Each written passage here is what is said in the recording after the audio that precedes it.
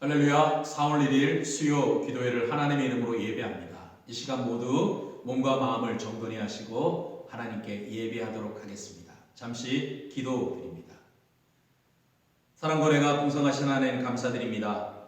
오늘 이 예배 가운데 함께 하셔서 오직 주님의 임재만이 있게 도와주시옵소서. 오직 이 시간 주님의 은혜만이, 주님의 영광만이, 주님의 말씀만이 증거되게 도와주시고 하나님의 그 은혜가 경험되어지는 복된 시간 될 수 있도록 축복하여 주시옵소서. 예수 그리스도 이름으로 기도드립니다. 아멘. 함께 은혜 받을 하나님의 말씀 구약성경 사사기 3장 12절에서 17절까지 말씀입니다. 제가 가지고 있는 구약성경 363페이지입니다. 사사기 3장 12절에서 17절 말씀 제가 읽습니다. 이스라엘 자손이 여호와의 목전에 악을 행하니라. 이스라엘 자손이 여호와의 목전에 악을 행함으로 여호와께서 모압 왕 에글론을 강성하게 하사 그들을 대적하게 하시매 에글론이 암몬과 아말렉 자손들을 모아 가지고 와서 이스라엘을 쳐서 종려나무 성읍을 점령한지라. 이에 이스라엘 자손이 모압 왕 에글론을 18해 동안 섬기니라. 이스라엘 자손이 여호와께 부르짖음에 여호와께서 그들을 위하여 한 구원자를 세우셨으니 그는 곧 베냐민 사람 게라의 아들 왼손잡이 에웃이라. 이스라엘 자손이 그를 통하여 모압 왕 에글론에게 공물을 바칠 때 에웃이 길이가 한 규빗 되는 좌우에 날선 칼을 만들어 그의 오른쪽 허벅지 옷 속에 차고 공물을 모아 모압 왕 에글론에게 바쳤는데 에글론은 매우 비둔한 자였더라. 아멘. 할렐루야. 오늘도 말씀 되신 주님과 동행하시며 그 은혜의 풍성함을 마음껏 누리시는 우리 참사랑교회 모든 믿음의 성도들 되시기를 주님의 이름으로 축원드립니다. 여러분, 이 땅에 생명을 두고 있는 모든 생명체에는 생존 주기라고 하는 것이 있습니다. 그 주기가 단회적인 생물체도 있고요, 반복되는 생물체도 있습니다. 가령 지금 중랑천에 가면 벚꽃이 흐드러지게 펴 있죠. 그 벚꽃나무는 이 봄이 되니 어떻습니까? 우미 돋고 잎과 가지가 자라고 꽃이 피어 이제 열매를 맺고 또 잎이 떨어지게 되는 이것을 반복하며 생존하는 생물체라고 하는 것이죠. 이에 반해서 어떤 식물은 어떻습니까? 한 해 한 번으로 그 생명 주기를 마치는 식물도 있습니다. 이처럼 모든 생명을 가지고 있는 생물에게는 이러한 생존 주기가 있다고 하는 사실입니다. 오늘 우리가 신앙생활하고 있는데요. 이 신앙생활 하다 보니 신앙생활 가운데서도 신앙의 주기가 있음을 우리는 알게 됩니다. 그것을 흔히 우리는 영적 주기라고 얘기를 하는데 이미 살펴본 대로 이스라엘 백성들의 역사 어떻습니까? 그들은 하나님의 은혜 가운데 이 가나안 땅에 들어오면서부터 또 가나안 땅에 정착하면서 살아가면서 그들의 신앙의 영적인 주기가 계속해서 반복되어지고 있는 것을 우리는 보게 됩니다. 어느 때는 신실한 하나님의 사람으로서 신앙의 최고 정점에 서 있는가 하면 또 어떤 때는 하나님을 까맣게 잃어버리고 우상을 숭배하며 또 신앙의 밑바닥을 헤매고 있다고 하는 사실이죠. 오늘 본문의 말씀은 그런 이스라엘 백성들의 어떤 영적인 모습을 보여주고 있는데요. 한번 말씀을 통해서 함께 나누어 보도록 하겠습니다. 12절 말씀. 이스라엘 자손이 또 여호와의 목전에 악을 행하니라. 이스라엘 자손이 여호와의 목전에 악을 행함으로 여호와께서 모압 왕 에글론을 강성하게 하사 그들을 대적하게 하시매. 예. 지난 시간 우리가 첫 번째 사사 온니엘에 관하여 살펴봤는데 온니엘에 관한 본문 시작과 사실 오늘 에웃의 시작 본문은 동일합니다. 그런데 이 두 본문 가운데 한 가지 차이가 있는데요. 바로 오늘 본문의 말씀 가운데 추가된 한 가지 단어가 있습니다. 어떤 단어인지 혹시 찾으셨습니까? 네, 바로 또라고 하는 단어입니다. 이 단어는 앞으로 이제 새로운 사사가 등장할 때마다 변함없이 등장하는 단어이기에 여러분들의 기억 속에 한번 저장해 놓으시기 바랍니다. 또 다시 라고 하는 단어. 자, 이는 이스라엘 백성들의 어떤 영적인 주기가 새롭게 반복되고 있음을 말씀해 주고 있습니다. 이스라엘 백성들이 하나님의 능력을 맛보고 은혜를 체험했을 때 그들의 영적인 주기는 최고점에 이르릅니다. 하나님을 인정하고 하나님의 말씀에 순종할 때 그때 이스라엘 공동체 안에는 평안이 있고 하나님이 주시는 복을 마음껏 누렸죠. 그러나 생활이 편리해지고 삶의 여유가 생기면서 이스라엘 백성들은 가나안 사람들과 어울리기 시작합니다. 불의와 타협하고 죄를 즐기기 시작합니다. 그리고 그들의 삶과 신앙의 이러한 주도권을 그들에게 빼앗기게 되면서 이제 하나님을 두려워하지 않습니다. 그러면서 점점 가나안 사람들을 닮아가게 되고 결국 하나님이 아닌 이방 종교를 향하여 절하기 시작하는 그들의 배경, 그들의 신앙과 그들의 삶은 결국 어떻습니까? 가장 밑바닥에 이르게 되는 그런 모습들을 보게 되죠. 그때 하나님께서는 결코 이스라엘 백성들을 내버려 두지 않습니다. 다른 민족의 손에 이스라엘을 붙이셔서 그것을 깨닫게 하십니다. 그러나 이스라엘 백성들은 어떻습니까? 그것을 깨닫지 못합니다. 하나님의 시험, 하나님의 심판임을 그들은 깨닫지 못하고 그들의 힘으로 그 어려움을 헤쳐나가고자 하죠. 그러나 결국 막다른 곳에 이르러 자신의 힘으로 이 문제를 해결할 수 없게 되자 그때서야 하나님 앞에 무릎 꿇고 하나님께 부르짖습니다. 그리고 하나님께서 그들을 긍휼히 여기셔서 하나님께서 그들을 구원할 한 구원자 사사를 세워주십니다. 그리고 이스라엘 백성들은 다시 평화의 시대를 누리게 되는데요. 이것이 바로 사사기를 통해서 계속해서 우리에게 보여주고 있는 이스라엘 백성들의 영적 주기 그런 모습입니다. 우리에게도 사실 이런 신앙의 주기, 영적인 주기는 있습니다. 물론 모든 주기가 이 주기가 모든 분들에게 일정하게 일어나는 것은 아닙니다. 어떤 분들은 몇 달 간격으로 영적인 상태가 오르락 내리락 하기도 할 수 있고요.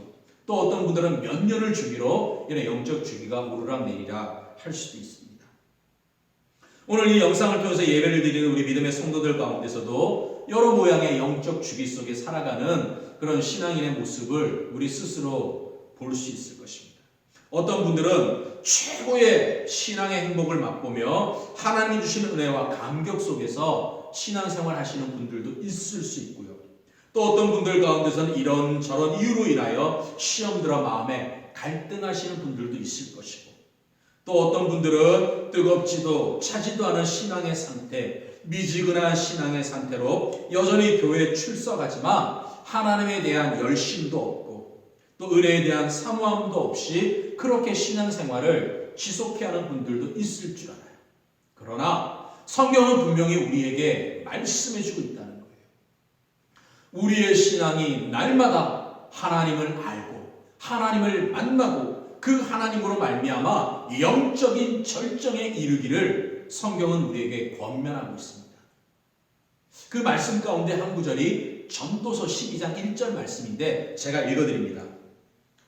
너는 청년의 때에 너의 창조주를 기억하라. 곧 공고한 날이 이르기 전에 나는 아무 낙이 없다고 할 해들이 가깝기 전에. 오늘 말씀을 통해서 청년의 때 창조주 하나님을 기억하라. 청년의 때라고 해서 어떤 분들은 10대, 20대, 30대를 생각하실 수도 있을 것 같아요. 그러나 여러분 그렇지 않습니다. 요즘 시대 그 유엔이 정한 나이의 기준에 보면 청년의 나이가 19세에서 65세라고 합니다. 모르긴 몰라도 지금 이 영상으로 예배를 함께 드리는 모든 분들이 아니 대부분의 분들이 이 나이대에 들어가지 않을까 싶은데요. 여러분 어떻습니까?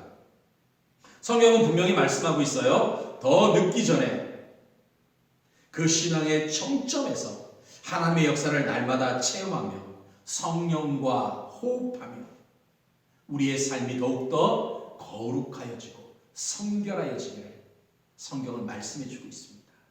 그래서 우리 자신뿐만 아니라 우리 자녀들에게까지 굴곡 있는 신앙의 인생의 모습이 아니라 늘 신앙의 정점에 서서 하나님의 영광, 하나님의 기쁨이 되는 신앙의 삶을 누리기를 보여주고 있다고 하는 사실이죠. 여러분에게 이런 질문을 한번 드려보고 싶습니다. 여러분들은 지금까지 살아오시면서 또 이 말씀을 들으시면서 내 인생의 신앙의 굴곡, 아니 그래프를 그려본다면 어떤 모습을 하고 있을까?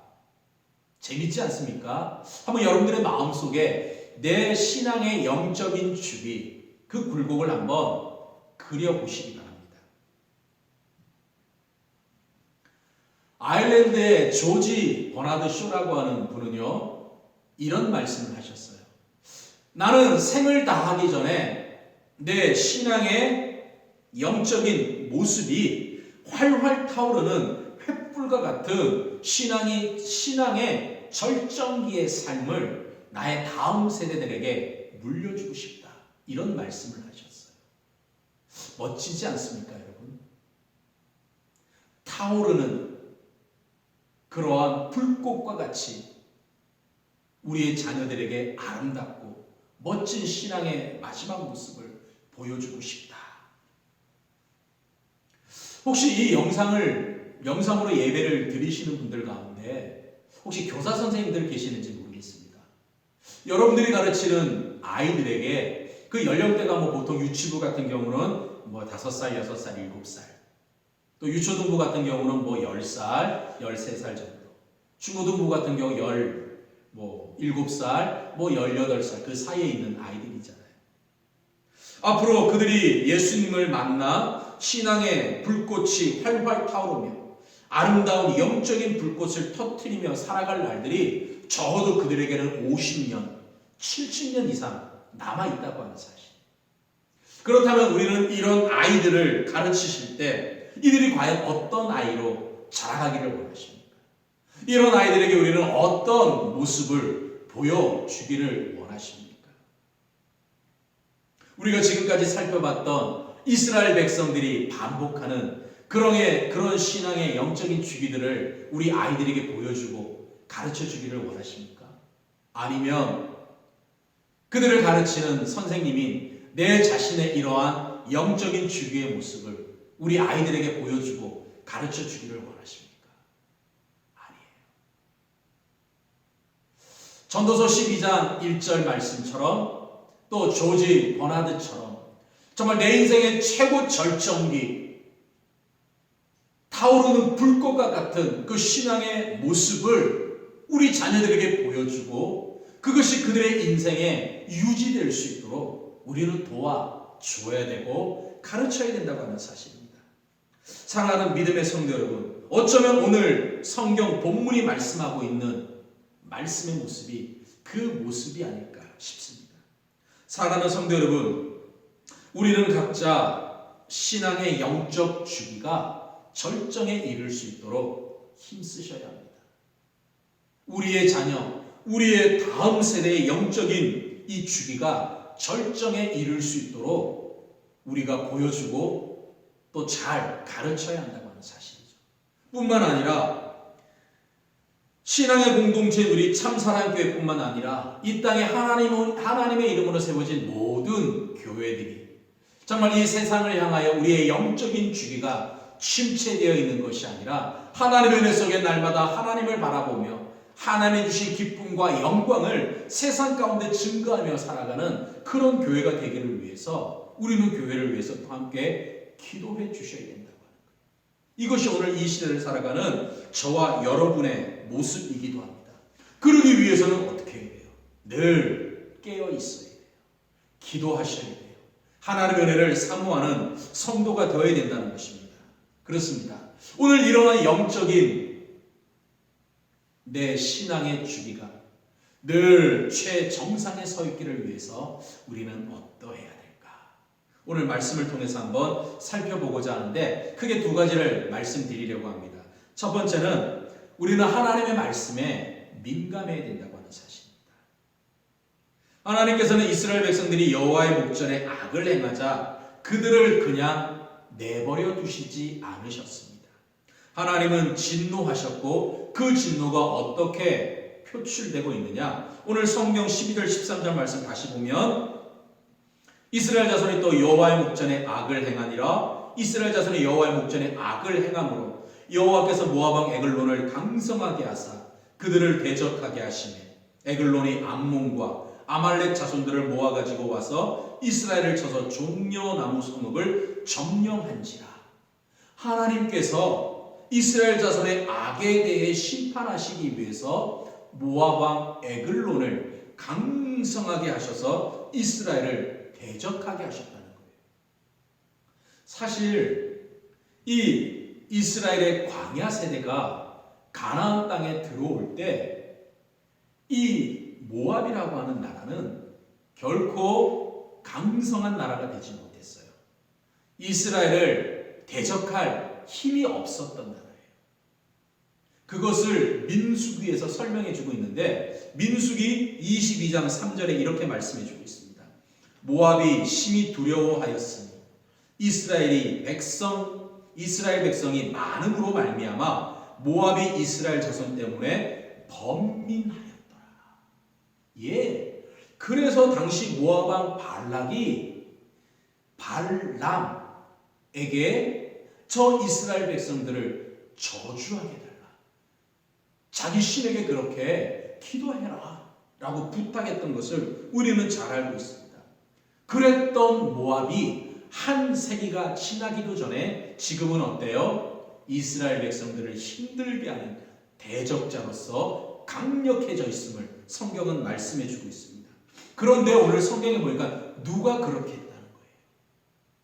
바로 여호와께서 모압을 강성하게 하셨다. 왜요? 이스라엘 자손을 대적하게 하시려.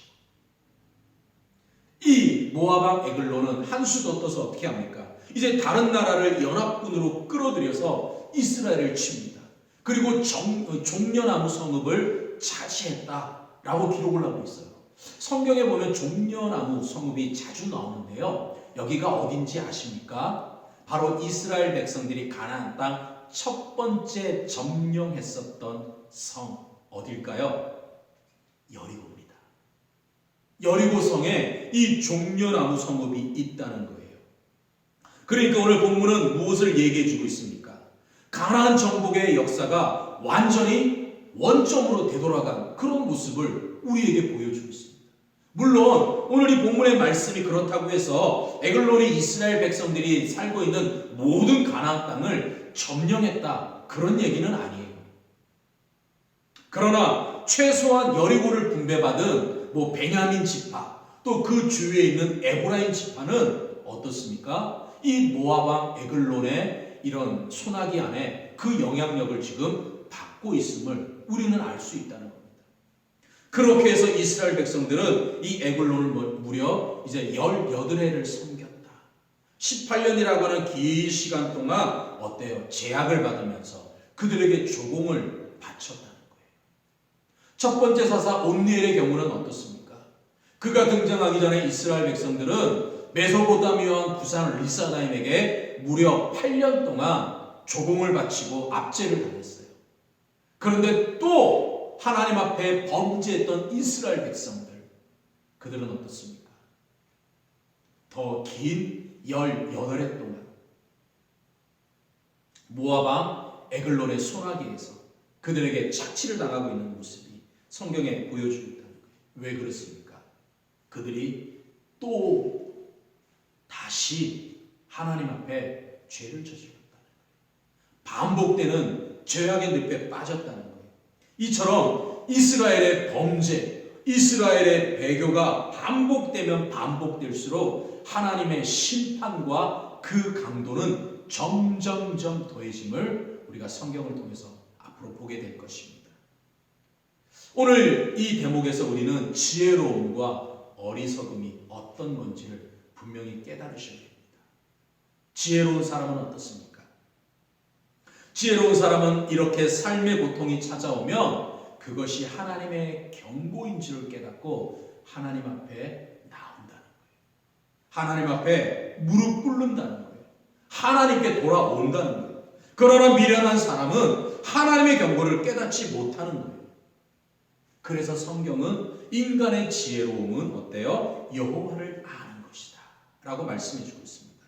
오늘 본문의 말씀에 보니까 이스라엘 백성들을 보면 무려 18년 동안 고난과 고통 속에 거하고 있음을 보게 돼요. 뭐예요? 그들은 18년 동안 하나님의 경고를 깨닫지 못했다는 거예요. 하나님의 음성에 귀 기울이지 못했다는 거예요. 하나님의 말씀에 순종하려고 하지 않았다는 거예요.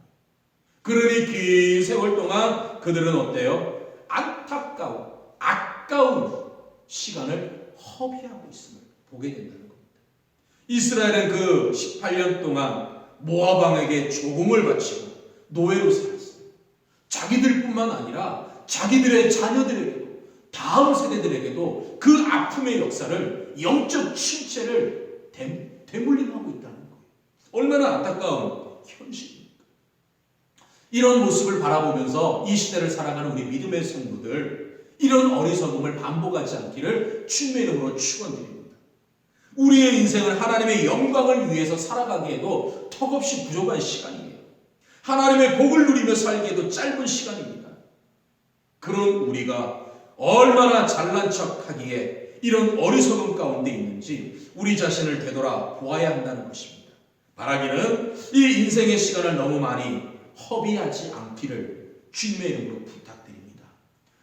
18년에서 끝내야지 19년으로 넘어가면 안 된다는 거예요. 더 이상 실패의 노예로 살지 말아야 한다는 것입니다. 여호와의 말씀 앞에 겸손히 무릎 꿇는 것만이 내가 살고 내 가족이 살고 우리의 신앙의 공동체가 온전히 살아갈 수 있음을 다시 한번 깨닫기를 주님의 이름으로 축원드립니다. 자, 또한 두 번째, 어떻게 해서 우리의 신앙의 주기, 영적인 주기가 최절정에 이를 수 있을까? 두 번째는 하나님의 도우심, 그 하나님의 은혜를 분명히 기억하고 기대하라는 겁니다. 지금 이스라엘 백성들이 여호와 하나님께 부르짖음에 하나님께서 그 부르짖음을 들으셨고 또 하나님은 그들에게 고통의 18년의 세월을 끝내주시는 모습이 오늘 성경에 기록이 되어 있어요. 15절 말씀, 이스라엘 자손이 여호와께 부르짖음에 여호와께서 그들을 위하여 한 구원자를 세우셨으니 그는 곧 베냐민 사람 게라의 아들 왼손잡이 에웃이라 라고 말씀해 주고 있습니다. 하나님께서는 그들을 구원하기 위하여 에웃이라고 하는 구원자를 세우셨다라고 말씀해 주고 있습니다. 그런데 성경은 에웃을 왼손잡이라고 소개하고 있습니다. 여기에서 말하는 왼손잡이는 이제 오른손잡이보다 왼손을 더 잘 쓴다, 그런 의미는 아니에요. 원문을 보게 되면 오른손이 묶여 있는 사람이다, 이런 의미로 해석을 해놓고 있습니다. 즉 오른손을 사용하지 못하는 장애를 가진 사람이라는 거예요. 그런데 이 에웃은 베냐민 지파입니다. 베냐민 지파가 어떤 의미냐면 오른손의 아들이라는 뜻이에요. 벤, 아들, 야민, 오른손이라는 뜻이에요. 그러니까 이 베냐민 지파에는 칼을 잘 쓰는 무사들이 많았다고 합니다. 그런데 이곳 출신으로서 오른손을 사용할 줄 모르는 에웃이라면 어떨까요? 그는 모르긴 몰라도 어린 시절부터 이 지파에서 어쩌면 업신당하며 살았을지 모릅니다. 자라오는 과정 속에서 자신의 오른손을 사용하지 못하는 늘 핸디캡을 가지고 살았던 인생이었을지 모른다는 거죠. 그런데 하나님께서는 오늘 보니까 그런 에웃을 이스라엘의 구원자, 사사로 사용하고 계신다는 거예요. 그래서 어떤 성경학자는 이렇게 말합니다. 에웃은 오른손을 못 쓰는 그 단점 때문에 하나님을 의지했고 하나님께서는 그런 에웃의 오른손이 되어 주셨다, 이런 말씀으로 이 에웃에 대한 해석을 해 주시기도 합니다. 멋진 설명이죠. 그렇습니다. 에웃은 오른손을 못 쓰는 장애인이었습니다. 그래서 하나님만 의지했습니다. 그의 약점 때문에 하나님을 바라보았고 그 못 쓰는 오른손 때문에 오히려 하나님께서 그의 오른손이 되어 주셨다라는 것이죠. 사랑하는 성도 여러분, 오른손, 오른팔 하면 능력의 상징이지 않습니까? 그런데 이 에웃은 오른손을 못 씁니다. 오른손을 잘 쓰는 지파에서 오른손을 잘 사용하지 못하는 사람으로 산다라고 하는 것, 그 개인에게 있어서는 참 불행한 삶을 살았던 것 같습니다. 그런데 에웃은 그 오른손을 못 쓴다는 사실 때문에 더욱 하나님을 의지했다는 것이죠. 그 부족함 때문에 오히려 하나님의 은혜를 의지했고, 그럼으로써 더 강한 자로 하나님께서 그를 사용하여 주셨음을 성경은 우리에게 보여주고 있습니다. 사랑하는 성도 여러분, 혹 여러분의 오른손 있습니까? 혹 여러분의 핸디캡은 무엇입니까? 남들은 다 가지고 있는데 나만 가지고 있지 못한 것, 나에게만 부족한 것 같은 그것이 무엇입니까? 그것 때문에 낙심하지 않으셨으면 좋겠습니다. 그것 때문에 좌절하지 않으셨으면 좋겠습니다. 못 쓰는 오른손 때문에 하나님 앞으로 나아가면 하나님은 그 사람에게 오히려 더 큰 은혜를 부어주심을 오늘 성경은 분명히 말씀하고 있잖아요. 그 핸디캡 때문에, 그 부족한 것 때문에 하나님을 바라보고 하나님을 의지했더니 하나님께서 오히려 그의 오른손 더 강한 힘이 되어주셨음을 성경은 분명히 말씀해주고 있지 않습니까? 비록 특별할 것 없이 평범한 사람이라 할지라도 하나님의 손이 나와 함께 하시면, 우리와 함께 하시면 얼마든지 승리할 수 있음을 믿으시기 바랍니다. 이 세상에서 하나님의 사람으로 살아가는 길은 바로 이처럼 하나님의 도우심을 신뢰하는 겁니다. 하나님이 나와 함께 하심을 여전히 기대하시는 그 믿음을 버리지 않으시는 것입니다. 우리가 하나님의 성령의 능력을 힘입기만 한다면 아무리 험악한 세상에서 살아간다 할지라도 실패의 사람이 아닌 승리의 사람으로 살아가게 될 줄 믿습니다. 우리가 잘 알고 있는 말씀 가운데 하나가 이제 오병이어의 말씀이죠. 보리떡 5개와 물고기 2마리, 한 어린아이의 간식에 해당하는 그러한 분량입니다. 사실 장정 5,000명 앞에 이 보리떡 5개와 물고기 2마리는 아무런 의미가 없습니다. 말 그대로 어린아이의 한 끼 식사에 불과합니다. 그런데 이 도시락이 주님 손에 들려질 때 어떻습니까? 한 끼의 식사가 5,000명을 먹이고도 남음이 있는 그러한 놀라운 일을 일으키는 도구로 사용되지 않습니까? 사람들은 이것을 기적이라고 하지만 주님 안에서는 기적이 아니라 상식임을 또한 인정하시기를 바랍니다. 그러기에 우리는 어떤 역경의 순간에도, 고난의 순간에도 좌절하고 낙심해서는 안 된다는 것입니다. 오히려 여호와를 바라보며 그분의 도우심을 신뢰하셔야 됩니다. 모든 사람들이 실패를 예상하고 모든 사람들이 불가능을 말할지라도 우리는 하나님을 신뢰하고 하나님을 기대하고 소망하시기 바랍니다. 하나님으로 인해서 승리할 수 있음을 믿으시기 바랍니다. 그럴 때 하나님께서 그런 믿음의 사람들을 들어서 실패의 자리에서 승리의 자리로 일으켜 세우실 뿐만 아니라 또 그 한 사람을 통해서 신앙의 굴곡 있는 인생이 아니라 신앙의 최절정기에서 하나님을 찬양하며 예배하게 하시고 그 아름다운 신앙의 모습이 자녀손 대대에 물려지는 놀라운 복의 통로로 그를 사용해 주실 줄 믿습니다. 이 은혜가 우리 모든 믿음의 성도들에게 있기를 주님의 이름으로 축원드립니다. 기도하겠습니다. 사랑해 주님 감사합니다. 오늘도 말씀으로 우리에게 다가오셔서 우리의 모든 상황을 이해하시고 어루만지시며 생 주시는 하나님 찬양합니다. 내가 처한 상황에 머물러 있는 자 되지 않게 하시고 하나님의 말씀으로 다시 새힘 얻게 하셔서 내 신앙과 삶의 영적 주기가 날마다 타오르는 횃불 같게 하여 주시옵소서. 우리의 지혜와 우리의 자녀와 또 신앙의 공동체의 영적인 주기가 날마다 절정에 머물러 하나님의 영광을 누리게 하여 주시옵소서. 더욱 주님 말씀 안에 거하는 삶 살게 하여 주시사 날마다 하나님과 동행하며 하나님만을 신뢰함으로 내가 서 있는 이 자리를 통하여 주님의 은혜를 경험할 뿐만 아니라 세상을 향한 하나님의 복을 마음껏 전할 수 있는 복의 통로가 되게 도와 주시옵소서. 모든 말씀 예수 그리스도 이름으로 감사하며 기도드리옵나이다. 아멘. 잠시 광고 말씀 드리겠습니다. 이제 EM교제 2분기가 이제 4월달로 시작되는데요. 어제까지 많은 분들이 EM교제를 구입해 가셨습니다.